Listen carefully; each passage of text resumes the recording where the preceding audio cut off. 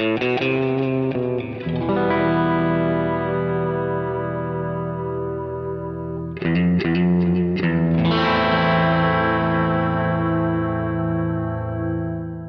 listening to Mark of the Maker.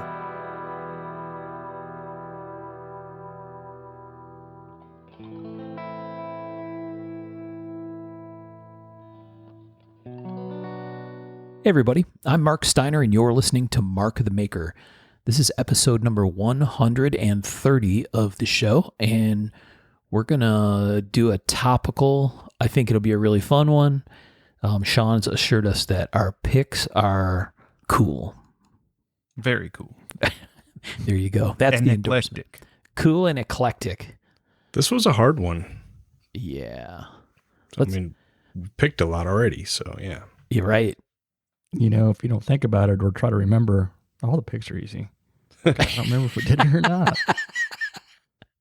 I knew at least one or two of mine, the knives have been picked before, but we'll get into what the topic is in just a minute. Let's make sure we introduce everyone appropriately. We have Mr. Tom Krein. Hey, guys. We have Mr. Sean Kendrick. Hey, hey. And we have Mr. Michael Birch. Heary. Look at Heary. this, boys. A whole crew. Woohoo. Full crew. We haven't done that since the kickoff for the season. We got to take care of business. Sean, you want to kick us off? Yeah, I'd like to thank everybody who donates at our Patreon. You guys help keep the lights on, you help keep our equipment up and running, and you help keep everything just going smooth here, and we surely appreciate it. And if you guys haven't considered it, take the time and maybe give some thought to heading over to Patreon and donating $1 or $2 every month to us to help us keep this thing going. We'd certainly appreciate it. And well, before I forget, go to patreon.com and just search Mark of the Maker. It's easy and it's quick, and every bit counts. And also, something you can do for free that really helps us out is to rate and review the show. Rating and reviewing helps get us in the algorithm, and it helps get us in front of more people. So that's a freebie that you can throw our way and that we would appreciate also. Yeah. Thank you all so much for doing the Patreon. Absolutely. We appreciate everybody. Big help. It is a really big help. All right, the next one here is Giant Mouse Knives. Giant Mouse has been helping us out here for a while. You can find them at giantmouse.com. You can also find them on Instagram at Giant Mouse Knives. And they do a real nice job with the Instagram. Good job on socials. And yeah, there's a bunch of cool knives. One of the knives, I think we actually talked about this in one of our recent episodes. Maybe Sean actually pointed this out, but I had a realization that I think I knew already, but I was reminded. The one I want to point at is the Giant Mouse GM13, which is their sort of nasty looking little hawksbill knife. Super, super cool. 2.8 inch blade, little guy, reversible wire clip, the whole deal. Awesome looking knife. There's two versions, the GM13 and the GMP13. And I remember Jim telling me about this, so I'm going to explain real quickly so our listeners know.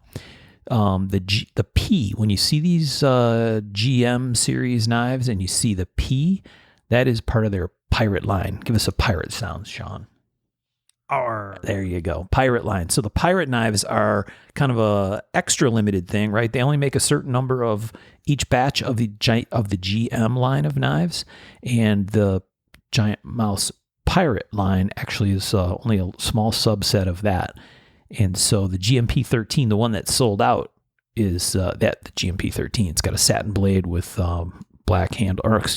zirconium handles, which is super cool. But those are sold out. But as of the time we are recording this episode, the regular GM13 with orange peel, tie handles, and a stonewash blade, but still that super nasty little hawksbill blade, is still available at their website. So go check them out, giantmouse.com or at Giant Mouse Knives on Instagram. All right, Tommy, you're up. Hey, I'm going to give a shout out to Paladin 33. If you guys aren't aware of Paladin 33, you need to check them out. They're making some really good soft gear for the industry. One of the things that I picked up at the last show that I think is pretty cool is one of the Infinity knife collector pouches. These are on their website. Their website is paladin33.com. You can also see them on Instagram, which is paladin_33. The Infinity Knife pouch is really cool. It holds 6 knives, 2 notebooks, 2 pens.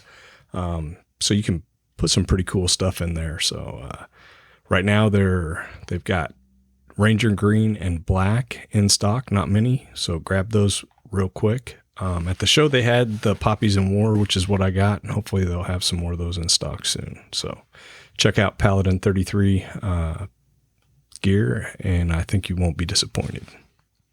Right on. Yeah. And another one we'd like to thank is Arizona Custom Knives. We reference them all the time because they have quite a backlog of old knives, and they keep the photos up, and a lot of history's on there, but they also have some pretty cool-ass knives. Like, I was just scrolling on the front page, and they've got a Model 18 Randall crutch tip with riveted sheath, which is chef's kiss right there. That's pretty epic. That's a Birch fave. Oh, God, yeah. I can't afford it, but that's me, not them. You can see them at ArizonaCustomKnives.com. And you get free shipping. Don't forget. Mark of the Maker ! Is the free shipping code. Yeah. So go Birch, get your crutch tip. I'm just going to say, Birch, I'm kind of disappointed. I pulled up the first page also, and right there is a Crine Alpha checkered titanium frame lock. No mention. But whatever. No mention. Yeah, whatever. I saw that, but I was like, would he like it if I'm looking for the that? good stuff here. Only the good stuff. Does it have a crutch tip? This is the question, Tom. No. The crutch tip is markedly cooler, so I don't blame you too much. So whatever. All good. Tom's self-deprecating crying. This checks out. Pretty badass. You got the last one for us, Tom? I didn't know if Michael was done. You done? Oh, I'm done. Yeah. Okay. Yeah. All right. He's done dragging your name through the mud. Yeah. No, he didn't. He didn't do that. He didn't. By omission. No mention. Yeah. Want to give a shout out to our friends Billy and Nick. They're having a show again this year. It's the Pacific Northwest Custom Invitational. It's Saturday, August 2nd. I think it's going to be pretty cool. I'm actually going to try to drive out. I may end up flying, but my goal is to have a road trip. So I won't be exhibiting, but I am looking forward to it. It sounds like it's a pretty badass show and just a good time all around. So hopefully I'll see you guys there. Their website is pnwci.net. There you go. pnwci.net. Because .com is for losers. Anyways, yeah, check them out. Hopefully I'll see you there. Absolutely. There'll be a couple of us there. All right. So Sean is going to tell the kids at home what the heck we are doing with this episode. All right. Well, you guys know that I have a real affinity for the Pix episodes, and I figured why not run a nice Movie Knives episode back up the flagpole and see who salutes. And I'll tell you, this guy's saluting, and he's saluting pretty hard. Wow. So one of our most popular episodes of all time of Mark of the Maker is the original Knives of the Movies episode. It remains to this day, maybe the most downloaded. So people really enjoyed that. So hopefully they'll like this one too. This is kind of more of the same, right, Sean? Yes, sir. But now, maybe better because we're more evolved. Oh, yeah. But now with deeper cuts. We're just chasing that high now. Definitely. There's some real deep cuts. I know that mine are. I know all you guys put in some thought, and these aren't your average, knife movie things. Right. The ones that made the first one popular. Yes. I don't... We managed to break the recipe, I think is what Michael is trying to say. Yeah. Well, these, I just have to say, I don't know what the rest of them are because it's always a surprise, but my picks, I don't think have ever been mentioned by a guest as their favorite movie knife, which is a question we ask almost every guest. Same. I don't think any of the ones you guys gave me, and I know mine haven't. They're all unique. Yeah. This was tough because it's like, not only do you not want to mention movie knives we've mentioned, but what if we've mentioned the knife not as a movie knife. So that eliminated some of my picks that were just kind of off the top of my head. Oh, then you overachieve, because I know at least one of mine we've talked about before, maybe two. Yeah. I can't wait. It's going to be awesome. I can't wait. I can't wait. I can't wait to see what you guys came up with, because I came up with 3 and it was difficult. Yeah. Well, this happens, right? This happens to us when we do picks episodes. We all run away from the center. Mm-hmm. Yeah. And true. this is a solid example of that. By all accounts from Sean. He's been hyping it up. We got some wacky stuff in here. Well, you know what, Tom? You're going to have to wait, because you, sir, are up first. All right. Well, let's get this going. Let me see. I'm looking for our podcast. We each picked three movie knives that we thought were cool, and I think likely most of them have a story. Where's the bird singing at? Or was somebody whistling that?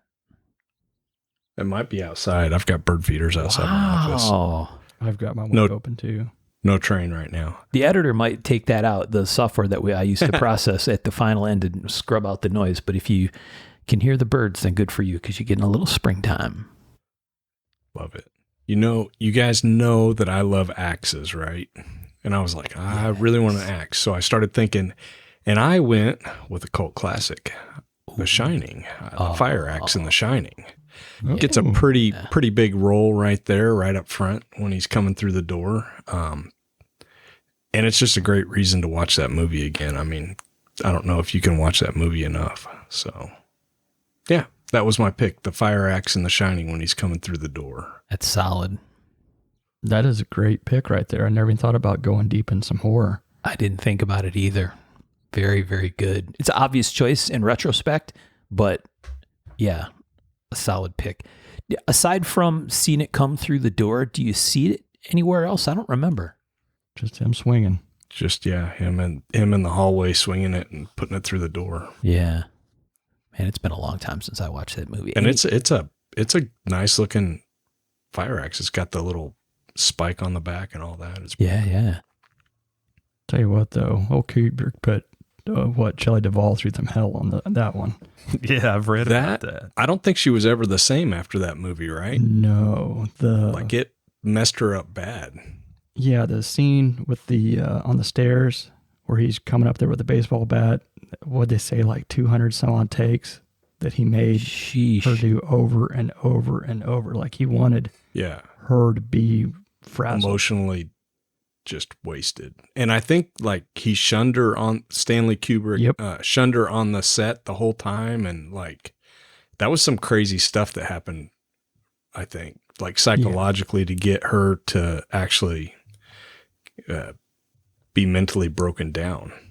Yeah, he did it. But yeah, that the follow-up movie, Dr. Sleep, was really good too. Mike Flanagan movie was really well done.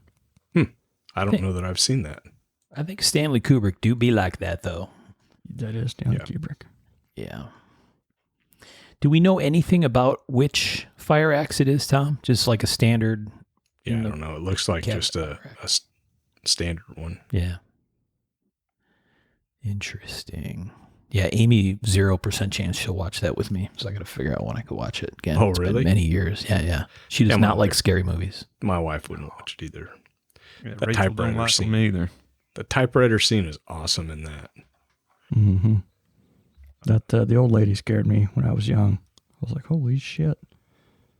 Yeah, I mean, most of us probably saw this movie when we were relatively young, and it was kind of a freaky movie. Mm-hmm. Yes, definitely. Cult classic. Well, Kubrick. You just got to say Kubrick. Yeah. And you know you're in for some freaky shit. Yeah. Excellent pick, Tom. Thanks. While we're on Kubrick, have any of you guys seen Eyes Wide Shut? Because I've heard that it's a complete turd, and then I've also heard that it's a really interesting art piece. It's fantastic.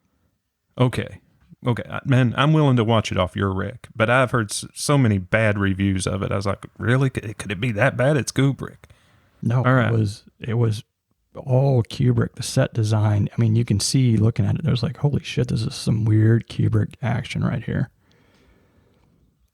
All right. Well, Yeah. then I shall watch Give it. it a go. Well, and his stuff, I mean, if you like movies, his stuff is worth watching even just for the cinematography, right? Yes. I mean, the just- color palettes he uses are phenomenal. Exactly. And that's also the reason we have that weird, no earth thing, because of room 237, little, whatever his name was, little kid, I'm forgetting his name, him wearing the Apollo sweater, Yeah. and the moon's 237,000 miles away. That's where they get all that weird Kubrick did the moon landing crap from. Yeah. So, yeah. man, yeah. it's weird. People are fucking weird. People are fucking weird. That's exactly right. I have not heard a truer statement said yet today. Mm-hmm. So, yeah. All right. Excellent pick, Tom. We love it. Thanks. All right. Sean, you are up next. All right. I just sent a pic, and my sword, well, my knife is a sword, and it is the Green Destiny sword from Crouching Tiger, Hidden Dragon. Great pick. Oh. Yes. Great movie also. Oh, yeah. Yeah, and it is a Jian-style Chinese straight sword, double-edged, very decorative guard. Okay. I believe that the handle on that guy is sandalwood. Really? Yeah. And I've been reading up on it, and I kept coming across the guy who did it for the movie did one for himself, and it kept mentioning the sandalwood grip. Must have been proud of that. Yeah. I really like how flexible the Chinese swords are. Yeah.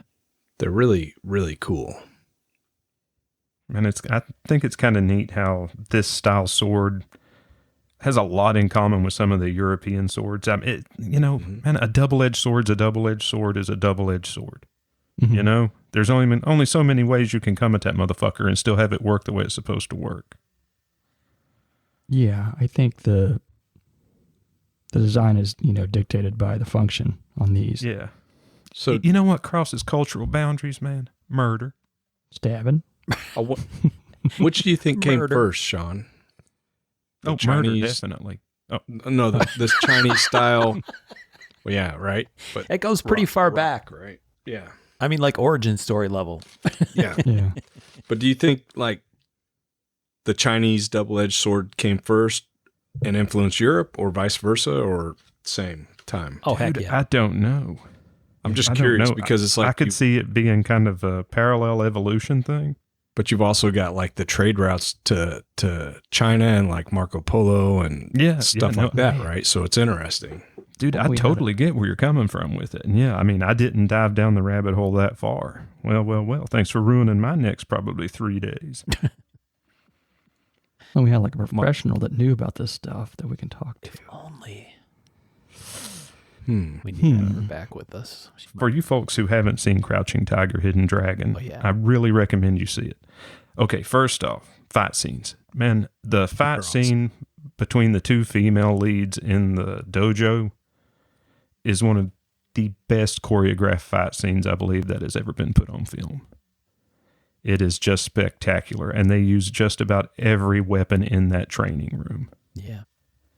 And number two, it is just a spectacular piece of film. It hits on every level. Man, I love every moment of it. I love the ending. And Chow Yun-fat as Li Mu-bai, dude, there ain't too much of a cooler protagonist / leading male than Li Mu-bai. Yeah, Was that an the Ang Lee cinematography is great. piece? Oh, yeah. Yeah, it's shot just stunningly. I'm probably going to get this wrong. Michael probably knows. Crouching Tiger, Hidden Dragon. Didn't it have some? Wasn't some of the way that they filmed some of those scenes a new thing?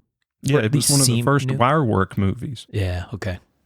I'm sending you guys pictures. This is kind of a secondary thing, but there's quite a few of these Chinese ringed dao swords in the movie. Oh yeah.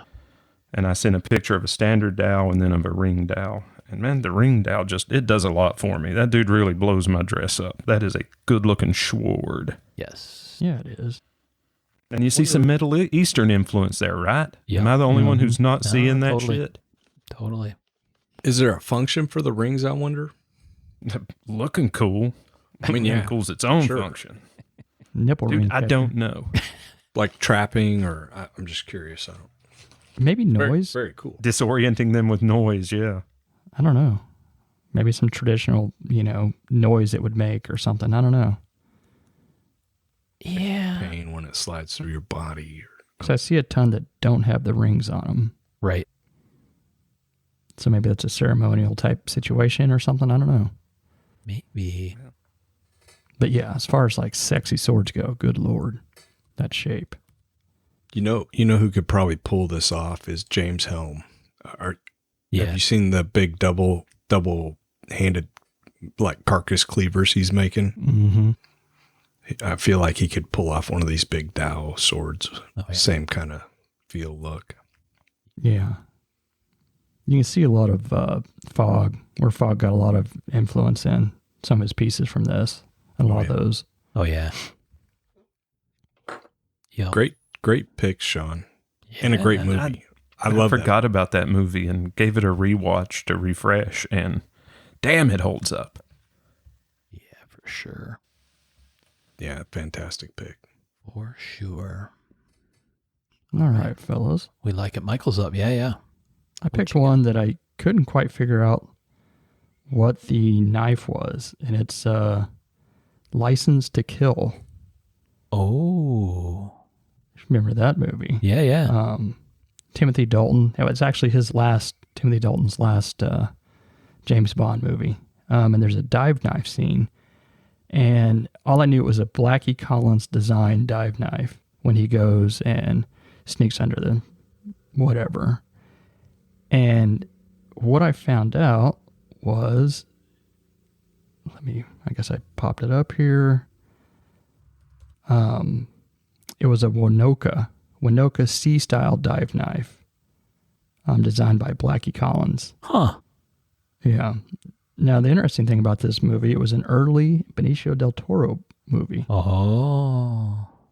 Yeah. So he also has a fight scene in it, but he has kind of a no-name dagger, which I'm sending your way now. Look at some of those old movies. Yeah. And go into like the weapons page, like some of the cool stuff that was on them. Like Right. there's a real good database for like the weapons in them. Not always for the knives though. Yeah, yeah. Let me see if I can pull that up right here. One of my other pages may have taken over. I think you're Crouching Tiger, Hidden Dragon. Damn, look at Benicio del Toro. Man, that dude looks young. How old was he when they did that? I don't know. Maybe in his early 20s, maybe? So, the Internet Firearms Database, if you guys have Oh, been yeah. there. Yep. Oh, yeah. So, this thing had a lot of cool guns. It also had the little infamous camera gun, like the reel-to-reel, hold up to your eye and, reel it, and it would shoot from it. Oh. Who else did it? Oh, it had, Mr. Vegas. What was his name? I'll pull up here and Wayne Newton. Yeah, Wayne right, Newton right. was in this one too. Yeah. And this was about the time when Timothy Dalton was like, the women are younger than they need to be. This is getting weird. And decided to quit doing that stuff. So that was our last Timothy Dalton. Yeah, yeah, yeah. Long list of Bond guys, right? Mm-hmm. There's a whole... Dalton wasn't a bad Bond. Yeah. What's that? I said Timothy Dalton was not a bad Bond. I didn't think so. He was sort of my era because that was what was on TV a lot. Like, I was pretty into Bond when I was a kid. Oh, yeah.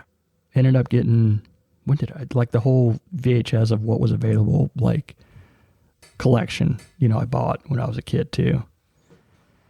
So yeah, I was all into that shit. There's a whole bunch of knives. I think you could do a whole Bond knives episode if you really wanted to. You'd have to do a bunch of research, but there's lots of cool stuff. Be a cool episode. It would be. Yeah, we should write that down. Bond knives episode.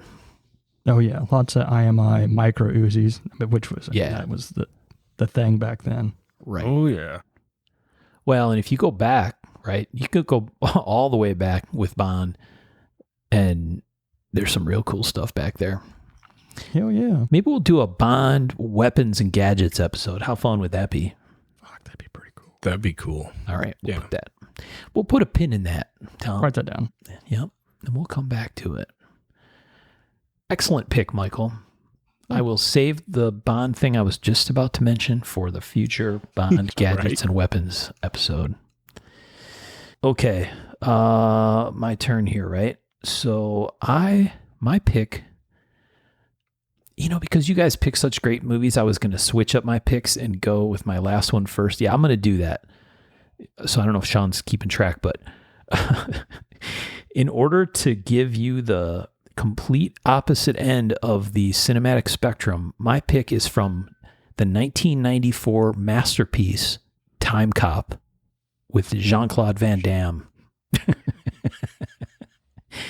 Jean-Claude Van Damme, 1994 Time Cop. There is a scene where he gets attacked by two guys. And there's a bunch of funny stuff in this scene, and there's some really cool stuff in the scene. So we should tell the listeners, we're going to have to share a bunch of stuff that we're talking about. And we'll share links, or at least I got video links for all of these in case the guys don't remember the scenes. But we'll share these in the Facebook group as well. But we're going to look at this Time Cop scene, and then we'll come back and I'll explain. Okay. So you guys can watch it if you want. But I am watching as we speak. yeah. So Jean-Claude Van Damme is laying in bed. He gets attacked by two guys, one with a taser. The first guy with the taser, turns out he has this is a knife that we've talked about before, a Gil Hibben double shadow. And so he eventually attacks Van Damme with it later in the scene. But he attempts to shoot Van Damme with the taser. But because JCVD has cat-like reflexes, he dodges the taser. And then In his sleep. in his sleep, yeah, on his way waking up, he dodges the taser. And the guy that comes at him has, I believe, based on what I'm seeing in the video, a pair of Gerber Mark IIs. Gerber Mark II daggers. He's got one in each hand. So he Looks comes. like it. Yep. So he comes at Jean-Claude. And then the first assailant somehow gets up and attacks. And he's got the Gil Hibben double shadow. And Jean-Claude Van Damme takes it away and doing a crazy non-fight with it. How would you describe that, Sean? He basically is parrying. Yeah. He's using the center cut in the blade. He's like holding off the attacker with the two Gerber Mark IIs by just kind of holding up this double shadow. It's almost like a shield or something. That's what it made me think of. He uses a blade catcher, which is so weird. Yeah. So it's a really funny scene. I thought it's a kind of a crazy thing. It's classic Jean-Claude Van Damme fight stuff. And then somewhere toward the end, there's a really fun. Oh, yeah, the guy retracts the taser.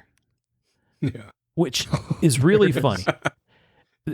He retracts the taser and then shoots it at Jean-Claude Van Damme, and there is a leak on the floor. It's from a fucking bottle of water. Yeah. A water cooler bottle. Right. And so when he fires the taser. Oh, dude, Go ahead. Don't First forget. says 50,000 volts, motherfucker. Yeah. And you got to say it kind of weaselly and ratty like that. Right. Because that was his delivery. 50,000 volts, motherfucker. Although that was more Jello Biafra. So, but anyway, Yeah, right. I Exactly. digress. Nice. I never expected to have a Dead Kennedys reference in the middle of this episode. But yes, he fires the taser.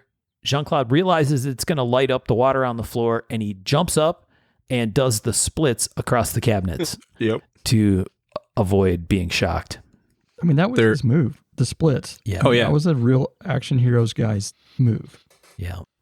There's also a Victorinox Forstner boning knife on the counter. Yes, I saw that too, Tom, when I looked at it Right. again early today. Yep. I think we got one in on the knife block in the kitchen. Yeah, it's a great knife. Yeah. Oh, shit, is that Radon Chong? Yeah, I don't know. I think I that's don't know. Radon Chong. Keep Yeah. watching. Packing a lot of blades. Yeah, it's a lot going on in that scene. Yes. But nobody got stabbed even. Oh, he got a tiny He cut got on a his little, leg yeah, a little Yeah. slash on his leg. because slice from a Mark II would really just a little blood. That's it. Just Yeah. glanced right off. I love Van Damme movies back in the day, but like nobody got hurt, right? Ever. Might got a kick or a punch, but that's it. Yeah. Yeah, I'm not sure they were ever considered cinematic masterpieces, but No. no. they don't age well either. That's kind of the funny part. So anyway, if you're listening, don't do it while you're driving. But when you get to the coffee shop or when you get to work and you don't want to work, go ahead and pull up this scene about Time Cop and watch it. It's pretty. That's Pretty me funny. every day. But there you go. Gilhibben Double Shadow and a pair of Mark II daggers. But like And not the in public. Victorinox boning knife. Oh yeah, and the Victorinox boning knife. Triple We pig. don't want you to get ridiculed or anything. What's that? For leaving out the watch it. Victorinox. No, Oh. watching it in public. Yeah, don't let anyone see you. Is that what you said? Yeah. Yeah. Right. Don't let anyone catch you watching Time Cop. Hmm. So there you go. That was my cleanser. Good pick. Great movie. Bummer. Not bummer, but just like opposite end of the I put spectrum. that in the so bad it's good category. Yeah, I that's could fair. sit down with friends and cap on that movie from beginning to end. Yes. and Yeah, and it'd enjoy be the fun. movie and enjoy the time with my friends. And There you go. man, If I ever get friends, there's a I'm lot gonna to be do said that. for that. The sad reality is somebody probably wrote a pretty decent script for this. Like, put a lot of thought into it. Like, had some fucking great, time shit in it, and then it just goes to this. They still got paid, but they're probably like, fuck. Yeah. I think it started out as a comic. Yeah, I'm looking at Wikipedia. The film is based on Time Cop, a story created by Mike Richardson, written by Mark Verheiden, and drawn by Ron Randall, which appeared in the anthology comic Dark Horse Comics. Oh, No, interesting. I remember Dark Horse Presents and yeah. Yeah, it was the first installment in the Time Cop franchise, There was more? apparently. Huh. There you go. You can go find the whole enchilada. I think I'm all right. Yeah, these Van Damme movies solidly in the guilty pleasure kind of category, right? Oh yeah, easily. All right, that's round one, boys. That was fun. I Mhm. like it. All right, we got Dude, two more. Great way to wrap up that round. Kudos to you, sir. Kudos to you. Circling the drain, baby. That's my job. All right, Tommy, you're up again. What's your round two pick? Round 2 is going to be a little bit different. I went with Blue-Eyed Samurai, which Fantastic. if you haven't seen it, I highly recommend it. It's a series. I haven't seen it. No spoilers. Well, you're going to get a little bit of a spoiler because I'm talking about the knife. Well, yeah, but don't spoil the ending for me or like any major character deaths. No, I won't. Don't Oh, spoil the murder, Tom. That's what he's getting at. Yeah. I highly recommend this. The sword I'm talking about is basically the Blue-Eyed Samurai is an outcast child, right? And the smith basically adopts her, and she forges a badass sword out of a meteorite. And it's really pretty cool. I highly recommend the series. I am anticipating season 2. You should explain to the kids at home who aren't familiar with this what exactly you're talking about. So it's like an adult animated series, right? Yes. And I don't even really know a whole lot about this genre, honestly. But it's animated, and it's I really enjoyed it. Ben recommended it, and I watched the whole series like almost straight. I don't binge watch much, and this got pretty much binge watched all the way through. Yeah, it was fucking ridiculously good. I don't know if it would be considered anime. I don't know what the line is anymore. Yeah, I know that animated stuff has become Felt popular. like that a so- little bit, right? Yeah, but I don't want to like get in trouble and say that it's anime because Right. it may not be. I don't know what is considered or not. Created in France, just for funsies. But I've it's- never. Go ahead, Tom. It's really fun series, right? Yeah. I enjoyed it. But I've never seen a more detailed making of a sword or knife, forge, Exactly. whatever, in any movie, anything ever. And it was really As- spot on. Like Yeah, it was accurate. I was just like, holy shit. I mean, it was Yeah, so well done. I really enjoyed it. That's no spoilers there for you, Sean. Go watch it. Yeah. I appreciate it, and I intend to. It's marked on my Netflix. Yeah, that, I mean- Netflix is where you find it for people that want to watch Yep. it. Not as good as Nicolas Cage and his, aluminum sword thing he forged in Mandy, but, it's almost there. Oh, dude, I loved Mandy. God, that movie was awesome. That sword, though, that thing he made, I was like, what in the fuck? I don't think I've seen that. It's a wild ride. Yeah, it's surrealism at its finest. Mm-hmm. Nice So- pick, Tom. I've not watched that. I'll have to check it out as well. That was a fantastic kind of off the wall pick right there. Yeah. And yeah, I definitely watched that. That should have won all the awards. I don't know if it did or not, but good Lord, it was good. Yeah, it was really good. And it's been like a year since it's been out or more, so I would really like to see season 2. Mm-hmm. So, So all the adult action comic writers out there, Tom's asking for it. Yeah. Right. And it is for adults. If you're out there being Yeah. like, oh, my kid can watch this. Depending on the pretty kid. graphic. Maybe don't Yep. watch it with the children's. Yeah. It says in December 23, the series was renewed for a second season with a release set for 2026. Tommy's going to get his wish. I don't know.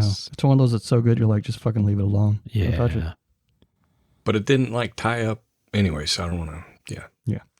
I know. I hear you. But yes, I agree. It was awesome. You almost wrecked it, Tom. You almost spilled the beans. No, I didn't. I'm good. Okay. When little Johnny died, I was, oh, shit. Oops. Damn it. Yeah. Tell me the Blue-Eyed Samurai's a girl? I think there's lots of stuff that got ruined by a second season.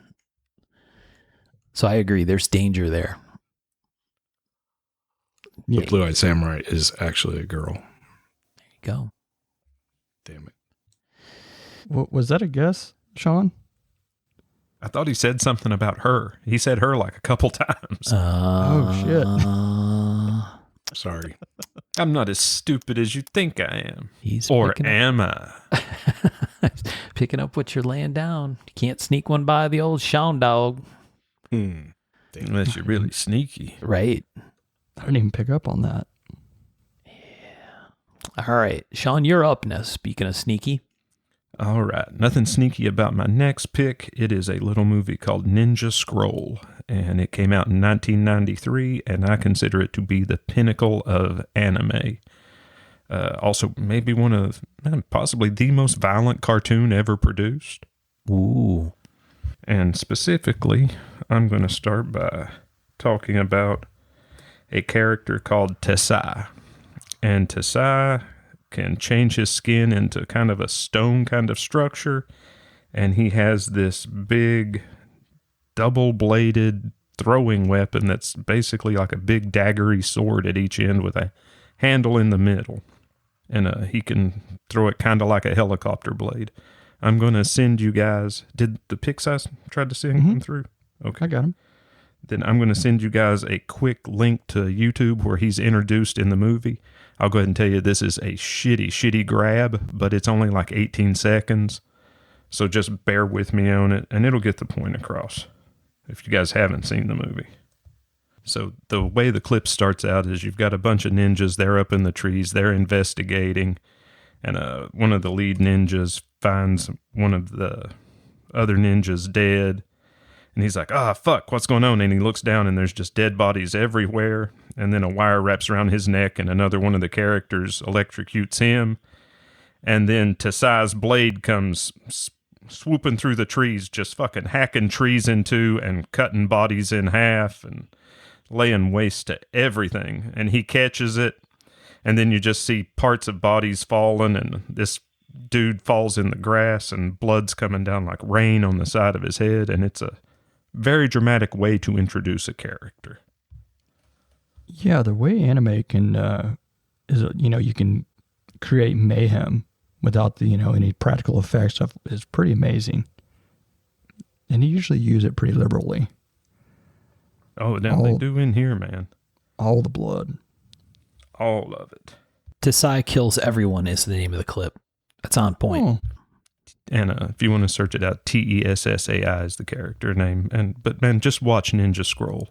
If you've watched some of my other movie recs or read any of the books I've recced, you're going to enjoy this shit. It sets a fucking high gold star standard for just a little fun action movie. You've got a team of 8 bad guys, each with different powers. You've got, a super wholesome good guy.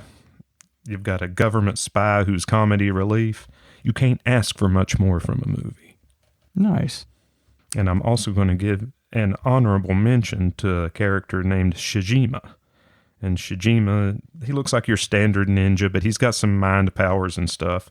But what brings him to our little party is this kind of glove he has that has claws on it, and it's attached to a chain, and he can shoot it off and, hook you and bring you in, or just impale you and leave you hanging, or what have you. Wow. Double-edged harpoons. Yeah. Double-sided. Yeah. As always, anything that I share here with the guys, I will share in the Facebook group. I'll make sure that you guys can play along at home. That's part of the fun, right? Yep. Sharpening those wouldn't be much fun. Oh, no, it would suck ass. Yeah. The great thing about cartoons, you ain't got to sharpen them. That's a good point. You just draw them sharp, right? Easy peasy. Yeah. Look at that. That's like a Freddy Krueger gone Gil Hibben kind of blade or apparatus. Yeah, it's definitely an apparatus. There's a chain and a launching mechanism. Wow. It's retractable. That's very cool. Yeah, Ninja Scroll, 1993. They also did an animated series in Japan. It's not as good as the movie. It's watchable, but nowhere near the quality that the movie is. The movie's just fantastic. I have not seen this, Sean, and I'm sorry to say that. Dude, you would fucking dig it. Tom, I think you would too, man. I mean, just solid action from beginning to end. Very little let up. Yeah, I mean, your bad guys are the 8 devils of Kimon. Nice. And each has their own power in the standard, Japanese cinema tradition. How you have a team and each one has powers that complement the other. Yep. Very on point. I think the 32 years ago. Dang. We old. Yeah. And I'll tell you this, when me and Rachel got married, we didn't have cable or anything. We had a VCR and we had tapes. I had this on VHS. I watched it every day for 2 months straight. Wow. So I've seen that movie at least 60 times. Check that out. Good Lord. And I enjoyed it every fucking time. This, friends, is what they call passion. Mm-hmm. Passionate enthusiasm. I love it. Splattering blood and hacking people in half. This is very Sean Kendrick. A little bit of a trigger warning. There is some rape in it, so Oh boy. be forewarned. Yeah. Man, in my recent, I've been diving back into Japanese cinema. Not that uncommon. No, not at all. Yeah. We'll get to some more of that in my next pick. Something to look great. forward to, guys. It is real weird what's taboo and what's not. Yeah. Buddy. Yeah, we'll get into that in my next pick. Okay. Oh boy. All right. All right. Trigger warning for Sean's next pick. Yeah, pre-trigger. Pre-trigger. Whew. All right, Michael, you're up next. It's a hard act to follow. Well, speaking of triggers, I feel like we talked about Michael Mann. Was it last episode, or was that just me talking to you guys about something? I don't think it was the last episode, but you're saying the last movie episode? I don't know. I feel like I talked to someone about Michael Mann and how great he does like Dude, shooting that was me and you scenes. on the phone. Oh, okay. Yeah, that was a conversation me and you had. I was like, I knew I talked about Michael Mann to someone about this. So before all the John Wick, fantastic, action movie with all the proper gunfights and shooting scenes and stuff, we had our 2004 Collateral with Tom Cruise and Jamie Foxx. And like I mentioned, Michael Mann, when it comes to like accuracy with like how he does his scenes, like with Heat. You were talking about Heat. And like the Miami Vice, when they were shooting the 50 cal and you saw it hit and you heard that noise, he does it so well. But in this one, Tom Cruise has a Sebenza 21, a left-handed one actually. Use it in a taxi cab, but then in that nightclub scene. And I'm sure a lot of you guys have probably seen it, but if you haven't, it's just a great movie. He's kind of a assassin, hired killer guy, and he goes and he kind of hijacks Jamie Foxx to drive him around to do all these jobs for him. Kind of bullies him around. So, but the action scenes are fantastic in this. Like proper form, proper shooting, proper everything. Like they did their training to get him doing this shit right. So everything you like about the John Wick, you would like about this. Is Tom Cruise a left-handed guy? Yes. I did not know that. According to the internet. Wow. Because someone was like, what'd they say? Like, left-handed Sebenza is pretty rare. Yeah. They're like, did they mirror the shot? And they're like, it's a huge budget Michael Mann movie. I'm sure they can afford a left-handed Sebenza for him. Yeah. Man, that's an extra deep cut, though. You don't see even those very often. Yeah. So, yeah, very interesting. I'm pretty sure I've seen that movie. You Okay, probably have. I want to throw this out. Rachel and I have been rewatching the original Miami Vice, and the first 2 seasons that Michael Mann did are fucking masterpieces of television. They really fucking are. art. They Now, season really 3, are. 4, and 5 ain't bad, but that switched over to Dick Wolf, and it became a little more police procedural. Mhm. But man, those first 2 seasons, holy hell! That scene where they talk about them, they're driving down the road, get ready to go on a shoot off. He's got to call his wife or whatever, and in the Phil Collins plays, it's like, holy shit, that's some Yeah. cinema Yeah, made for TV. And the cameos of like the people that had appearances in that show that it later became actors, big actors, is long and illustrious. It is fantastic to see all the people that did little bit parts in that. Yeah, buddy. So yeah, that was Sean, my pick. where are you watching early seasons of Miami Vice at? We bought the Blu-rays. Oh, wow. Because there's a episode in season 1 that if you don't buy the Blu-ray, you can't fucking get. Oh, Really? You can't stream it. It's something to do with fucking music rights. Really? Yeah. Check that out. So we bought the full series on Blu-ray. Wow. I got the cassette, old Jan Hammer cassette. Oh, shit, yeah. Dude, Smuggler's Blues. That's a jam. That's a lot of... Oh man. There's a episode called Out Where the Buses Don't Run. Okay. Super episode. And the whole fucking episode is coming to its crescendo, and Crockett and Tubbs are driving to meet this dude, and Dire Straits Brothers in Arms playing. And it is fucking chilling. And just that episode, man, if pay the, $1.99 or whatever just to watch that episode on Prime. Out Where the Buses Don't Run. It is stellar television. Yeah, man, that was that one got me on, like some of the movies we talk about got me on the guns and knives. That one got me on the cars. I was like, Yeah, easily done. It got me on pastel suits and loafers. hell yeah, man. There's a picture of me wearing like a white suit with like a, Tiffany or teal like undershirt. Some bullshit. That's awesome. Little Hell 8-year-old. Love You were styling and profiling. You was probably pulling more tail than any 3 dudes you knew. Dang. Dang. Oh, man. That's saying something. Yeah, I think I was playing piano at a fall festival, so maybe not. Maybe. Don't. Chicks You love a just ruined musician. it. Don't sell yourself short. Yeah. That's awesome. Too funny. You'll tickling the ivories at the fall festival. Yeah, probably some Solid. sort of, whatever you call it, talent show, probably. Yeah. That's awesome. I didn't know you played the piano, Michael. When I was a kid, There you I wish go. I'd stayed with it, though. Yeah, that's all of us. Right. Mhm. I'm not sure knife maker hands and piano really go very well together. No, they're all old and achy now. Yeah. Just blood all over the ivory. Probably because you stopped playing the piano. Yeah. Dad still plays. You'd have been peeling layers off the keys to make knife handles. No Yeah. shit.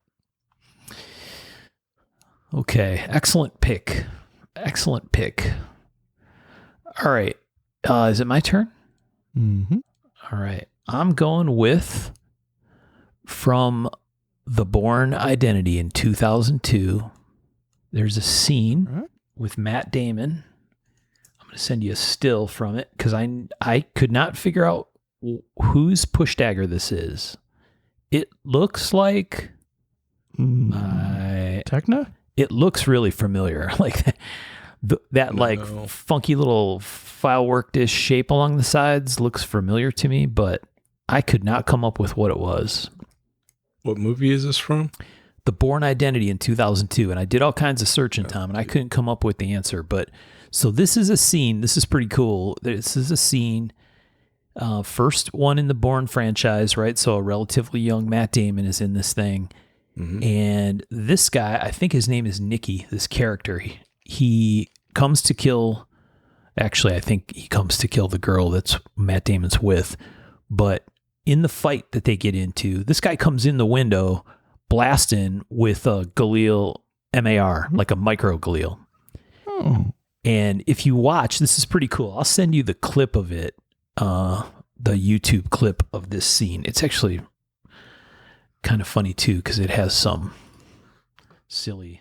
I wonder if that's actually like made by the prop guy because it looks kind of basic a little bit, It's a little homemadey or cheap looking. right? It kind of, well, it just feels like maybe the grinds aren't like production level or Right. So in this scene, really cool though. Yeah, so in this scene, this guy comes through the window, firing this micro Galil, but listen to the gun when it runs out of ammo. Because it's fairly obvious that it's an airsoft, and they left the of it running out, like running dry, in there after the bullets run out, which I actually did not even notice until I was trying to look up the stuff about this scene and the weapons used in it. And somebody pointed that out, and I'm like, oh, no shit. That is still in the, they left it right in the movie, which is kind of wild, in the sound. Because they had to overdub the, I guess maybe they were firing blanks, but I think all that gun noise is overdubbed probably, right? I would think so. But yeah, there's a sputter that just continues when it runs out of ammo. That's kind of funny. Dude, I think those fucktards thought it sounded like, well, the hammer clicks like when the guns Exactly. run dry, right? Yeah, I right. guarantee you that was it. And I want to punch that motherfucker. It's like, that's not how they work. Not only are you wrong, but you're fucking stupid. And I'm going to tell you why. Right.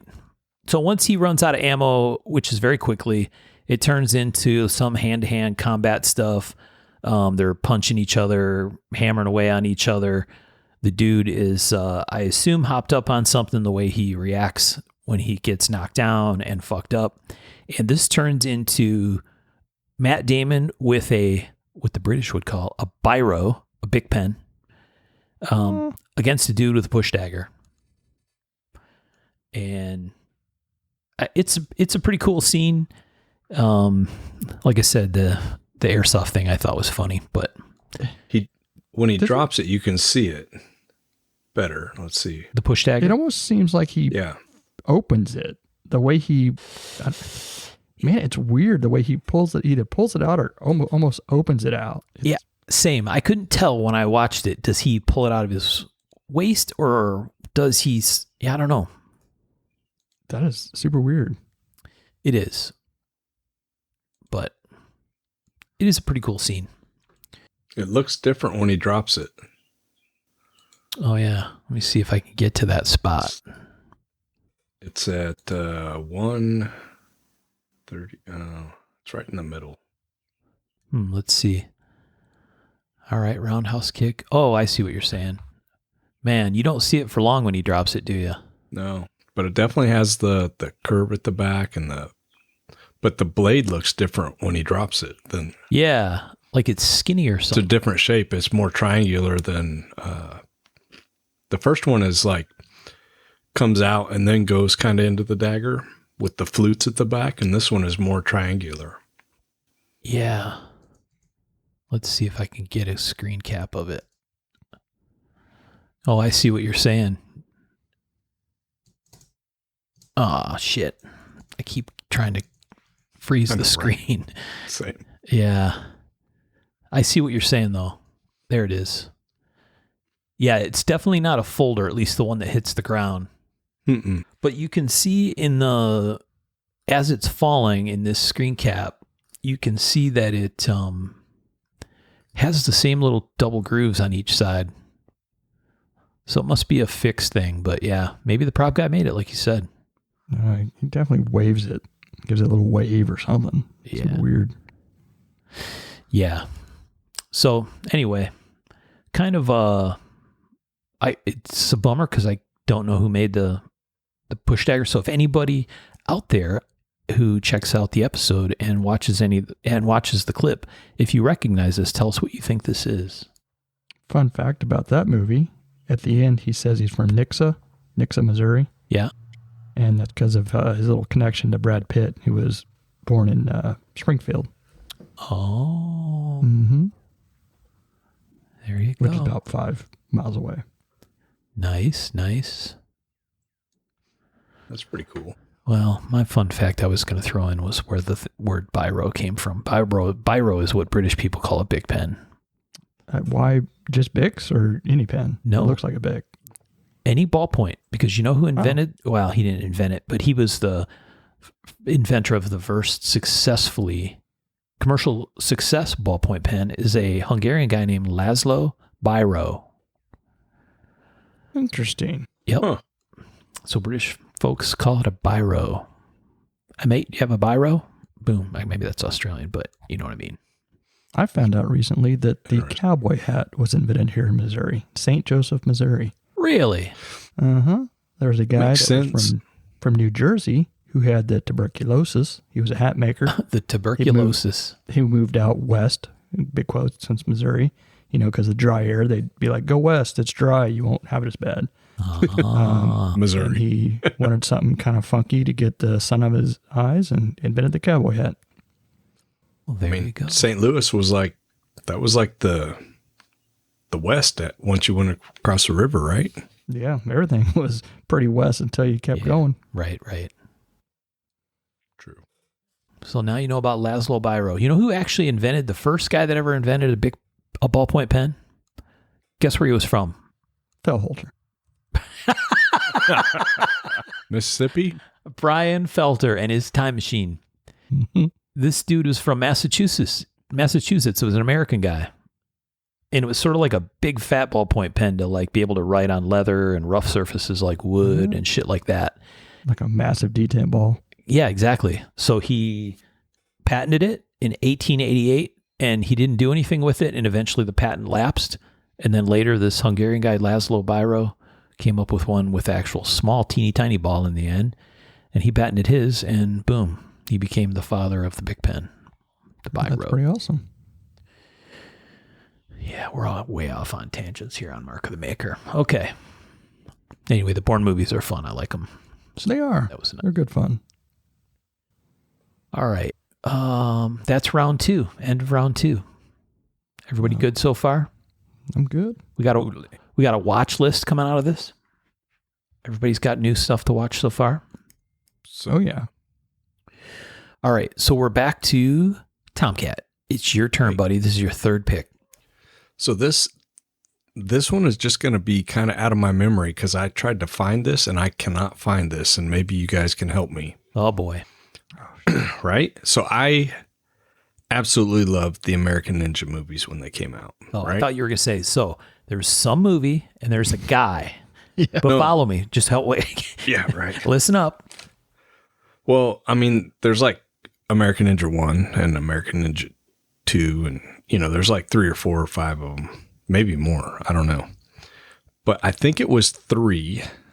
I want to say it was 3, but it's the main guy's butterfly swords. I don't know if you remember those, but I'd never seen anything like that when I saw the movie. And are you guys familiar with butterfly swords?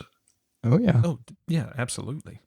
So yeah, basically 2 knives that fit together. Basically, they go in the same sheath, and when you pull them out, pull them apart, you got these 2 D-guard looking fighting swords they're usually short, like 1.5 feet maybe, and they're very wide. And those things like stirred my imagination like really nothing else in those movies. Super cool pieces. Do you guys remember those? I don't remember that from that movie. I know what you're talking about, though. It seems like it was the one where he rode under the semi truck to like infiltrate the base, the ninja base. You guys remember that shit? Man, you sure that wasn't the first one? It might be the first one. I don't know. I could never find. I Googled and Googled. I couldn't find any kind of pictures of him working them. And I also couldn't figure out where to watch it. So I was looking while I was on vacation. I was like, I'm going to watch this. It wasn't on Netflix. It wasn't on Hulu. I couldn't find it anywhere. I'm sure it's out there, but I was unable to find it. Yeah, 50 million streaming services we pay for, but sometimes you're like, I want to watch this. And you're like, nope, sorry, bro. Yeah. Tubi.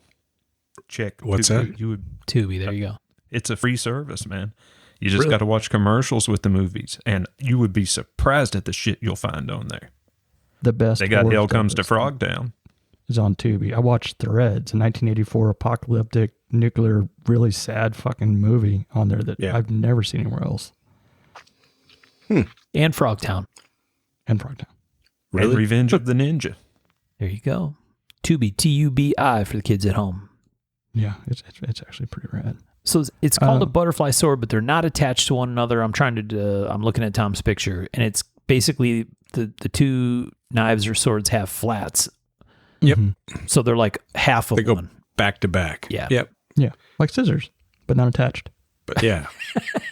But with D-guards and like really cool wide blades. Yeah. I love the idea of those.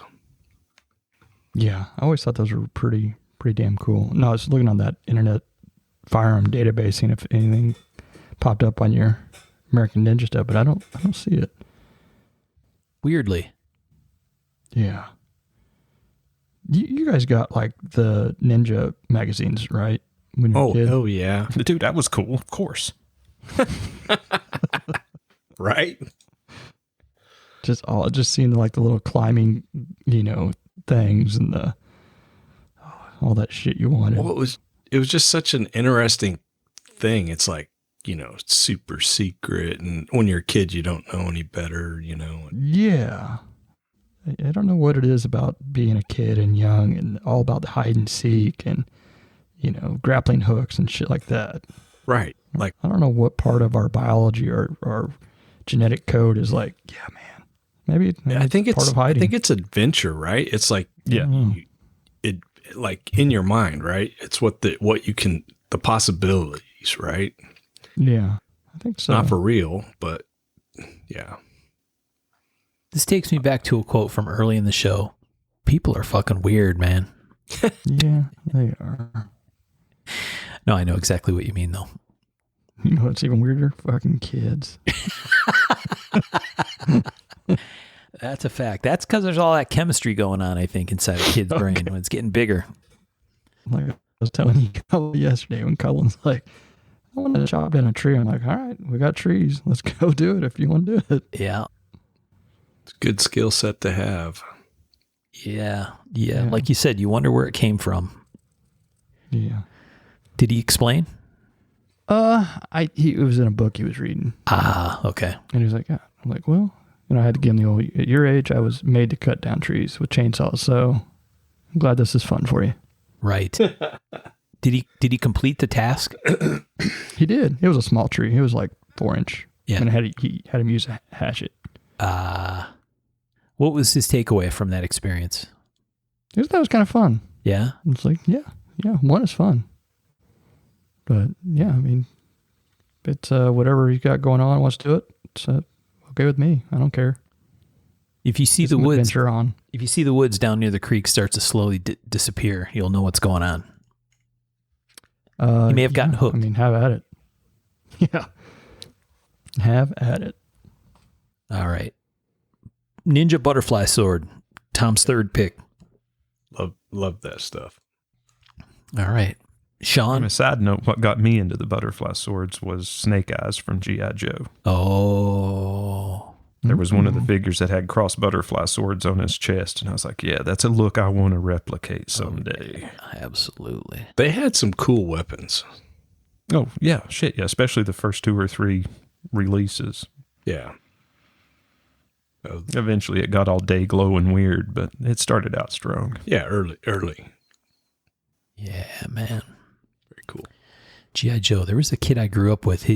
I think he had an older brother that was huge into G.I. Joe, and so he was huge into G.I. Joe, and they had like what it felt like every possible helicopter, aircraft carrier, tank, and all of the accessories, like a dizzying amount of G.I. Joe. I was blown away.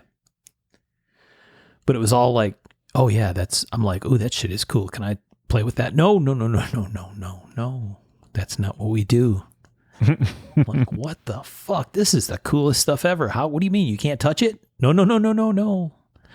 They were like, I think they were like doing diorama kind of stuff with it or something. I don't know. That was a bummer. All right. Well, that was a nice little trip into my childhood. Mm-hmm. Sean, do you have an extra gory pick, it sounds like. Yes. My next pick is the...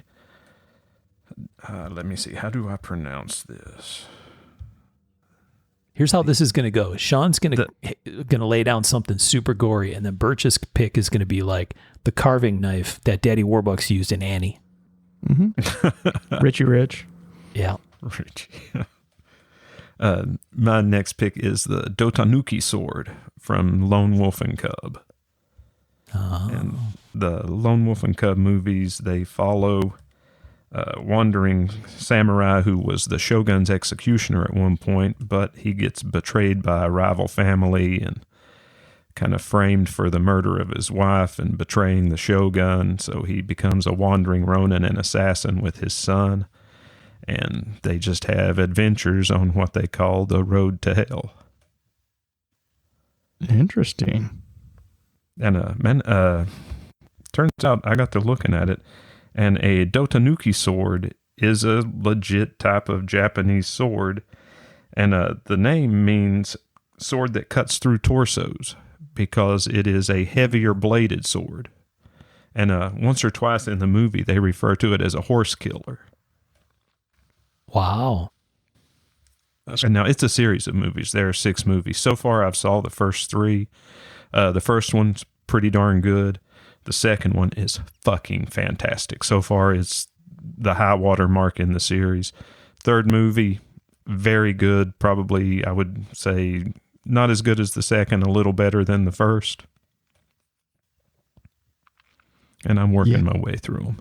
But the second movie, Baby Cart at the River Styx, is just fucking brutal and fantastic. What's the series name again? Lone Wolf and Cub. That handle on that sword is fantastic. You can see how high that Manuki rides on that thing. Yep. That is way up there. That is a long ass handle. Do you know how long the sword is? Man, pretty well standard length. It looks like a standard katana for the most part. I'm just guessing it's heavy at the spine. Mm-hmm. Oh, yeah. That Cult of Athena website that you got the pics from, that's like it seems like it comes up every time on prop kind of stuff, right? Yeah, they take it serious. And I just sent you guys a link to the original trailer for Baby Cart at the River Styx. And I mean, you'll see the fountains of blood. This movie really set the tone for a lot of Japanese cinema that followed. And if you watch this and then you don't think Quentin Tarantino didn't see it before he did Kill Bill, I don't know what to tell you. You're not thinking the same thing I am. Yeah, he dug a lot of Japanese cinema for his Kill Bill, a lot of his stuff, a lot of his pulp stuff. Dude, if you look at the use of blood in this, I mean, the blood is like fucking fire engine red, and it's like it's being run through high pressure hoses. And I think Tarantino's quite open about the fact that he's totally homaging a whole bunch of stuff, right? He's like a super junkie for all that shit. Mm-hmm. Where are you watching these at, Sean? Let's see. The Lone Wolf and Cub are on HBO Max. They've got all 6 movies. Otherwise, you can find them pretty easily on Prime. 1972. Yeah. Dude, the first 3 movies were all done in 72. Really? No shit. Wow. You talk about operational tempo there. They were striking while the iron was hot. Yeah, they're ripping. They probably filmed them all at the same time, like in one big long run. Probably rented the camera gear. Yeah, exactly. Well, I think they were kind of trying to catch the kid while he was still young enough. Oh, yeah, probably. Because you can see him aging a little bit. Right. And now, once again, trigger warning, number 1 does not have it. 2 and 3 definitely have rape. Yeah. Like, I mean, number 3 starts out and you're like, wow, those 3 guys are raping those 2 chicks. Wow. They're just really getting at it. Yikes. Yeah, you can imagine the production manager's like, Frank, we got to get these fountains of blood back to the pump shop on Friday. Let's shoot the rest of this shit. And now the second one is really good in that, once again, we have that trope, Lone Wolf and Cub, they fight against the Tenbin Rai or the Masters of Death. And it's these 3 guys. They each have their own unique weapon, and they're a team of assassins / protection muscle. And it's the culmination of the movie, the fight between Lone Wolf and the Tenbin Rai. Super well done. It's very interesting that they do a lot of teamwork type of good versus evil, where we usually have the lone wolf, American cinema stuff. I don't know. There's got to be some sort of cultural reason for all that. Oh, yeah. One would think. Mm-hmm. Although, dude, I'm all about a good team up like that, having teams and complementary, powers and all that good stuff. We got the dude that does splits. Van Damme? Yeah. And he wasn't even ours. He's a lone wolf. Yeah. Van Damme. I never forget that dance scene in Bloodsport. You know what I'm talking about? Yes, I know exactly that was a rough one what to you're watch. talking about. Even as a kid, I was like, does this guy know what dancing is? Man, read some of the articles on him during the filming of Street Fighter. Oh. Yeah, the fact that movie ever got completed is amazing. Why's that? Oh, dude, he was so fucking coked out he could barely function. I don't know if that was out Deep there. in the throes of addiction. Oh. Wow. But then Raul Julia comes in, and everybody who sees that movie is like, that performance doesn't belong in that fucking movie. Because he took it totally seriously and brought, the heat the way only Raul Julia could. Yeah. That's the only mode he has. Yeah. But anyway, the Lone Wolf and Cub series of movies, I've watched the first 3. I can recommend all 3 if you're looking for just a fun afternoon of older kung fu / karate flicks. Man, one of the things it reminds me of is when I was a kid and we had satellite dish for a little bit, and it's when the USA Network first came on, and you had Captain USA's Groovy Movies. Oh, yeah. And the Cartoon Express would run on Saturday. After Cartoon Express was over, Captain USA came on and did his Groovy Movies, and probably half the time it was a poorly dubbed Chinese kung fu flick. So I will always have a special place in my heart for kung fu action flicks. Yeah. Nice. When you're ready for just a fun afternoon of kung fu, rape, and murder. Yeah, I was yeah, for always real. Break out the more- popcorn. More of a campy Jackie Chan, all his old stuff. I enjoy that too. And now, for you guys now, Lone Wolf and Cub, the originals, they're all subtitled. If you don't care for subtitles, you can actually see they did an edit that edits together the first two movies fairly coherently and then dubs everything. You know So what? if you're more about the dub, it's called Shogun Assassin, and you can check that out. If you don't and like you'll be- subtitles, grow up. Yeah, yeah. But to be honest with you, it's worth reading to get the full effect of the first two movies, because the first movie sets up the second.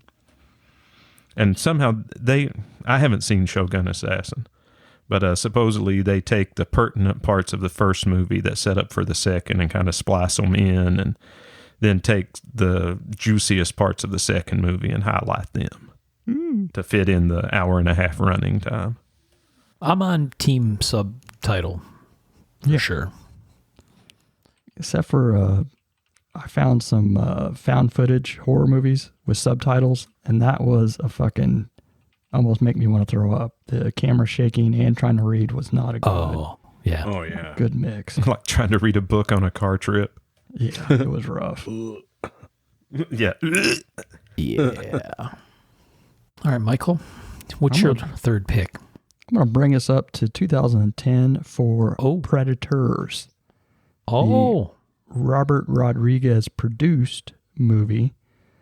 Which, interesting enough, I was reading some of the old, I think it was Blade Forum posts about this, and they were like watching the trailers. It was like, oh, we spotted a knife in there, blah blah blah blah. It's like, Adrian Brody, this is gonna suck. This is gonna be horrible. And I remember thinking that too. I was like, Adrian Brody, but by God, that movie kicked ass. I liked it. A a right lot. it did. yeah. God damn, it was good. So, our main dude, Adrian Brody, he has a Tops, and it was called a Top Steel Eagle, on his vest, but he also had the original machete, the Predator machete that Billy had in the first movie, but we don't see it very often. There's I sent this to you, a deleted scene with Topher Grace where he puts it up to his neck. Oh, And- yeah. Huh. But damn, that movie was good. It had great weapon in this thing too. It had the AA-12, the most fake looking shotgun ever made. Oh, it looks so Mattel, right? Yeah, it really does. It had the lady as a sniper with the, you can actually hear its little autofocus like going off in the movie back and forth. Huh. And I guess this was originally supposed to be a Predators 3 that was supposed to come up quicker, but maybe the Gary Busey thing kind of, Yeah. maybe since it didn't do so well, maybe it didn't come up. But I thought the premise of this movie was fantastic, and had some little twists and turns with old Topher Grace and shit. But yeah, the guns and the knives and everything in this one was fantastic. I thought it did it justice. That Tops knife is pretty cool. What did you say the model was, or did you say? That is a Steel Eagle. Steel Eagle. Wow. Mhm. I feel like around those mid 2010s area, there's a lot of Tops and stuff. Yeah. I don't know, maybe the marketing team or something, but I feel like we saw quite a few of those types of knives.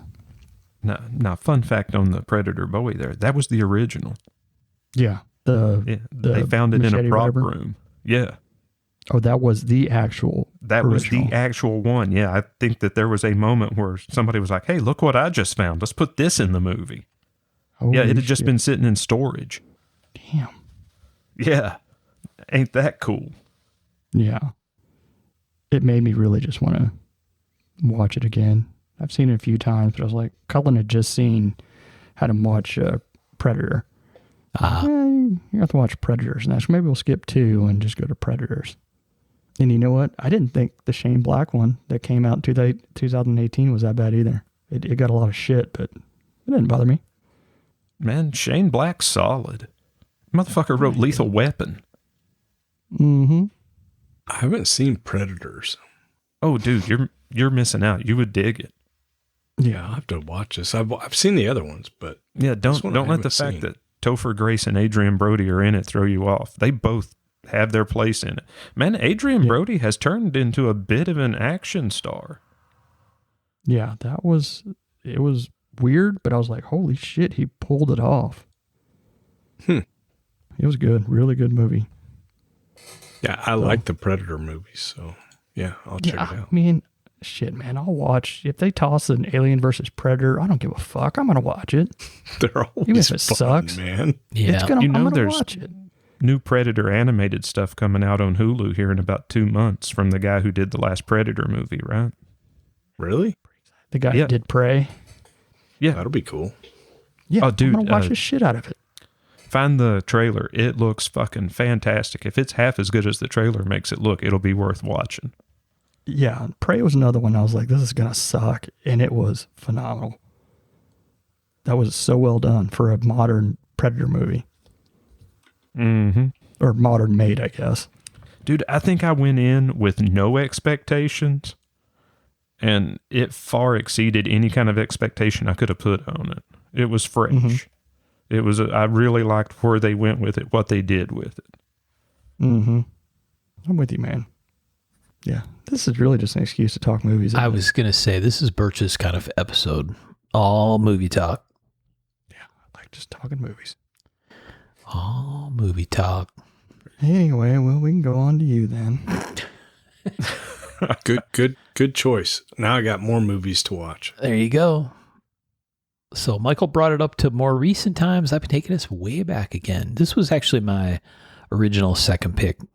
This is a classy pick. I went with the Switchblade in 12 Angry Men from 1957 with Henry Fonda. Oh, wow. You did go way back. Yeah. This is actually the first one I came up with when I started looking. And I'm like, okay, yeah, that's cool. We got to put that in there. And so specifically, I sent you the clip for the scene where, right, this is a classic story, right? I think people read this. Oh, you don't want to, you can't do it without a spoiler. Right. Dude, if you haven't been spoiled on 12 Angry Men by now. Yeah, right. But somebody's going to say it. Oh, shit. I was just getting ready to watch it. Exactly. Right.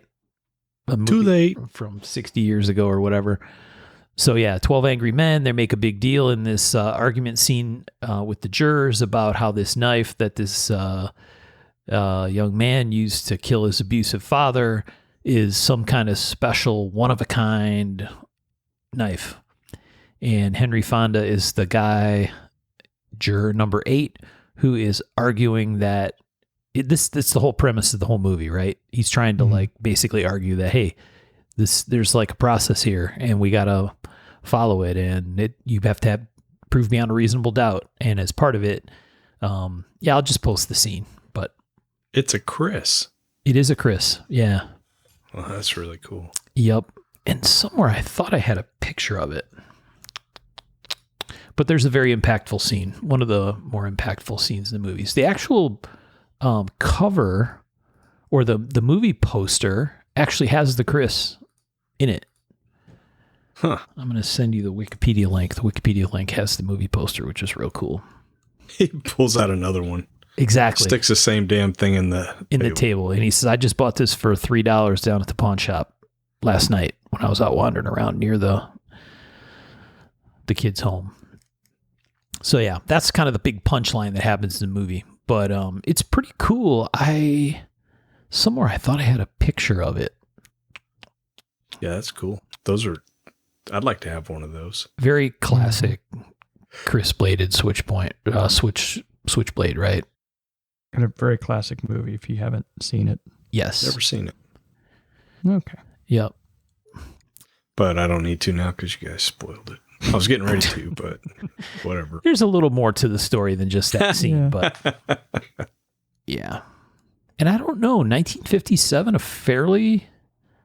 how old was Henry Fonda in this movie? He's probably 30 something, but Yeah, but he looks 50. that's Henry Fonda. But he probably was born looking 50. Yeah. Yeah. Henry Fonda, Ed Bagley, Jack Warden, solid cast of characters from the era. But yeah, preserved in the Library of Congress as a culturally, historically, or aesthetically significant film. Selected as, this is a nice accolade, the second best courtroom drama ever, after To Kill a Mockingbird. I was about to say, I wonder what they would pick. Yeah. The lighting on that black and white is fantastic. It's so on point, isn't it? Yeah. So anyway, well worth watching, and a pretty cool scene. I'll put this clip in because it's the money shot with this knife, but yeah, well worth checking out, and a true classic. Yeah. Plus, you get to Great. see Henry Fonda whip out a switchblade and stick it in the table. Mm-hmm. Twice. So I think that's our 3 picks each. Yep. Did you guys have backup picks? I didn't. It's so hard to come up with any. I figure for sure we're going to have another one down the road. So why I got a waste? backup. You didn't want to use them all up, Tom? I'm not going to, but yeah, let's hear them. What's your backup, Michael? I just wanted to, one I want to toss in that I didn't even recognize when I watched the movie, Winter Soldier. Oh, yeah. The Captain America Winter Soldier. There's a Mark II, speaking of that, fight Wow. that Sebastian Stan and gets into it with. And here's a little screenshot. So anyway, but he has a whole fight scene with him there. Flashy transition from hand to hand. Heck yeah. Mm-hmm. Yeah, how you like that screenshot? Fucking It's just like midair floating. catch. Right. Yeah, but that's one of those where, like, I didn't realize that was even in the movie till I was just trolling around looking for knives in movies. Right. Obviously a Mark II, though. Yeah. Yeah. But I felt like it probably went a little faster than that. Yeah. Right. Then it was a solid movie. I dug that movie. Man, I'm an easy mark for the Captain America movies. Mm-hmm. I like Captain America, and I thought that they were just fun. Give me Yeah, my they really popcorn, were. give me a Coke, and I'm going to fucking watch those movies and have a good time. Yeah, I enjoyed the shit out of them. I haven't seen the latest one. I need to watch it. I don't think anyone has. No, I'm going to avoid that. I still want to watch it, but yeah, I'm not going to see it at the cinema probably, but No. I've seen it. The kids and I, we really enjoyed those Marvel, what they call it, Phase 2 or whatever it was. Maybe Phase 1. I don't know. We enjoyed watching all those leading up to like Endgame and stuff. We got a kick out of those. They really liked them. Wanda and all that. WandaVision or whatever. I think it was before that. But WandaVision was an actually really good show. Yeah. Yeah, it was solid, engrossing. Mm-hmm. But I think that was the last thing we actually watched. Marvel-y. Thunderbolts looks pretty good. I don't know. We'll see. Yeah.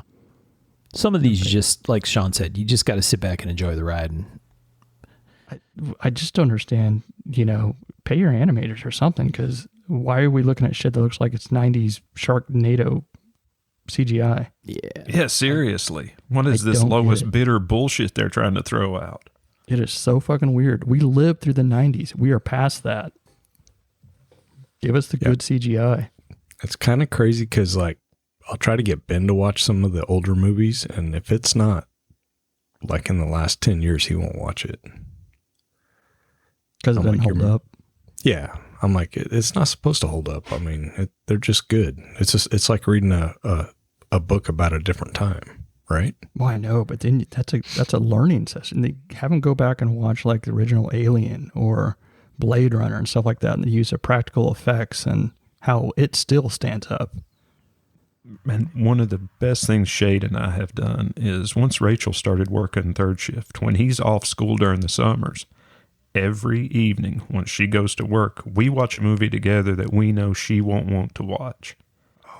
And we have watched so many good movies that way. And he's That's become awesome. a real cinemaphile. Yeah. That's fun, man. Kyle's been wanting to get into horror, but Harper does not like horror. So finding that time that he can watch it's been kind of tough. dude, if you want to bond, sit down and watch American Werewolf in London with that kid. Mhm. Jade and I watched it not too long ago, and man, that movie holds up. Holy shit. Yeah, I've got a whole list. I do like my movies. That's a good backup. Sean, you got a backup pick? Dig it. I do not. You know I play my cards close, buddy. That's right. I have a backup pick. It actually this is a fairly recent thing from the 2014 film Lucy Oh, yeah. with Scarlett Johansson, and there's a pretty cool scene. I will send the clip. We enjoyed this movie, and it's another one where it's like kind of sci-fi action combo kind of thing. Yeah. But the scene is cool, and I mean, I'm not sure that I would call this any kind of Academy Award contender, but it was entertaining to watch. And so in this scene in Lucy, Scarlett Johansson has already got her a good portion of what becomes superpowers, and she goes to get information from this drug lord who put her in this situation where she ends up with a bunch of this synthetic drug in her system that kind of turns her into a super powered person. And she goes in and uses a pair of Bastinelli Raptor knives in like a V center back kind of rig, and uses those to convince this drug lord guy to give her some information. And so this is a real knife that's out there. We've talked about Bastinelli knives a number of times on the show, and I know Tom's got some. Huge fan. I might actually have one or two around here somewhere too, but I will send you also a Blade HQ link to where you can see these when she's not jamming them through this guy's hands. I actually liked this movie. It was pretty fun. Yeah, I thought it was a fun entertaining. movie. Yeah. The end were I guess a little spoiler or whatever, but creating just like everything you need to know is just on this organically made zip drive. Yeah, the end was weird. Yeah. But like, where do you even go with the story, right? I mean, I understood why they went there, but yeah, it has kind of a very funky ending. I do like how it ended up how it began. It circled and created life. Yeah. She created life in Lucy. Big Right. spoiler there. Right. But yeah, the zip drive, I was like, okay. Yeah. But fun movie. Yep. Fun movie. And that Bastinelli Raptor design is really cool. It's a good looking knife. Mm-hmm. There's not much that Bastinelli makes that I don't like, Yeah, that's fair. if anything. Yep. Well thought out, and just they work, right? Right. Oh, dude, check this. Michael. New Love, Death, and Robots, May 15th. Ooh. Awesome. Yeah. Ooh, that's cool. Nice. That's a great great series of shows, right? Hell yeah. Those are phenomenal. Yep. Yeah, you got to watch that Blue Eye Samurai. I'm saying it should have won everything. There was the win. Yeah. Very enjoyable. Mm-hmm. All right, boys. Anything else you want to throw in here before we wrap her up? No, that was good. I definitely have a list of stuff I'm going to watch now. Yeah. Yeah. Sorry to anybody who don't care for us going off on tangents. Well, that's what Sorry we do. you don't like movies. If they don't like us going off on tangents, they haven't been listening for a while. Indeed. Yeah. Tangent so much I named a knife after it. Right. Like it. Right. About a bang. Yeah. And this movie knife thing was really, it's a fun thing, right? It's a fun episode for us anyway. We'll be sure to share stuff in the Facebook group. So if you're not there, go to Facebook and search Mark of the Maker. We have a private Facebook group. You do have to answer the questions when you join, or we will not let your ass in, just FYI. But we always share links and photos and other stuff, and we'll do that with this one. I mean, everybody but Tom will do that. But we generally do that with Picks episodes so So there will be a couple of threads from 3 of the 4 of us with stuff for you to go look at. Yeah, and whoever guesses Mark's knife wins a like. Guesses Mark's knife. A whole like. Yeah. A whole like. If they can figure out what the push dagger. Mm-hmm. Yeah. Yeah. Yes, you will get a like, maybe even a love. Ooh. If you have That's, detailed information. Mm-hmm. Yeah. I don't know. I don't know if I want to commit to that, but To love. to love. Just a Love like. icon. Yeah. We're conservative with our emojis around here. All right. Yeah. Thanks again to our friends on Patreon for all of your support over the, I think safe to say, over the years at this point. Definitely the lifeblood of Mark of the Maker. So we really appreciate your help. If you'd like to check it out, like Sean described early in the show, go to patreon.com, search for Mark of the Maker, and sign on up if you like. We're actually going to have another giveaway coming up here very soon. It might actually be done by the time this episode comes out, but we're doing them 4 times a year. The guys at Giant Mouse are giving us stuff to give away. So thanks to Patreon supporters, Giant Mouse, Paladin 33, Arizona Custom Knives, and the Pacific Northwest Custom Invitational Show, the Nick and Billy Show. We appreciate all your support.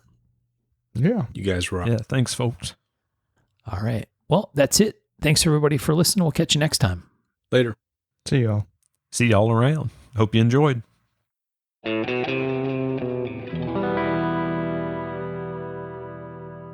To learn more about our makers, you can find Tom Crine in his Facebook group Crine Knives or on Instagram @Crine Knives.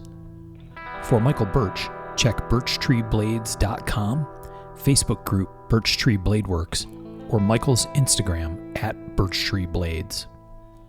For my own projects, I'm on the web at raygundivision.com or check my personal Instagram @msteiner. For those interested in photos, references from the show, or discussion about the show itself, you can always find us on the web at markofthemaker.com, in a Facebook group called Mark of the Maker, or on our Instagram @markofthemaker. Last but not least, credit for the ultra cool and haunting background music we use for the show. This is a piece called Noir Guitar by Stevie's Amp Shack, found at the Free Music Archive and licensed under Creative Commons CC BY 4.0. And as always, thanks for listening.